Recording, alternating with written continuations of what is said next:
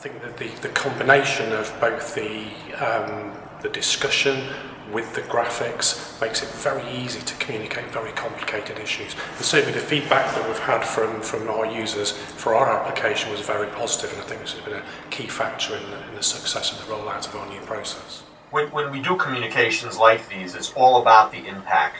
And when you look at what the desired impact is, this is the way to do it. In a conversation with an interviewer leading the podcast, there's appropriate question and answers, and it brings out the genuineness and the authenticity, which has a terrific positive impact on the I think that complex strategic messages come across really well in this format.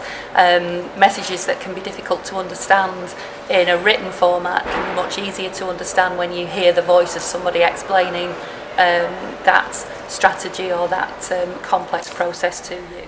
Well, I've listened to them in various places, I have to say. I've listened to them if I've been working remotely, I've listened to them in the office, and I find them really engaging. The real value to the Q&A parts of podcasting are that you get a real thorough understanding of the subject matter by the different aspects and perspectives on a question that you get coming into leaders, and you also get a very transparent and honest set of responses from leaders. What I particularly liked was it gave the opportunity to pre-record the interview, and then whilst that was being broadcast I was able to focus on the questions that people were sending in as they listened, and having done that, to be prepared to answer them.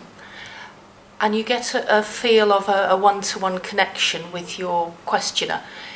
It may not be as visual as video, but it has exactly the same effect in feeling that you can communicate directly with a large group of people. When I listen to interview-led podcasts, I really like the conversation because it's much more of a dialogue. And also the convenience of it. I don't need to attend at the specific time. I can listen to this at my convenience. I can also go back and check later on what were the messages. I think that the podcast communication fits in a broad programme of communication. That I think it's a good follow-up to initial messages, that people have heard some sort of formal corporate message, but it allows them to have a follow-up to understand what it really means and to add some depth to the understanding. The thing I like about podcasts is it's a bit like listening to a radio programme, a radio show, where you've got lots of people contributing, talking about a topic. It's a lot better than the sort of death by PowerPoint approach. It gives this sort of sense of a radio show kind of format, which we all love listening to the radio, so I think it's a real winning formula.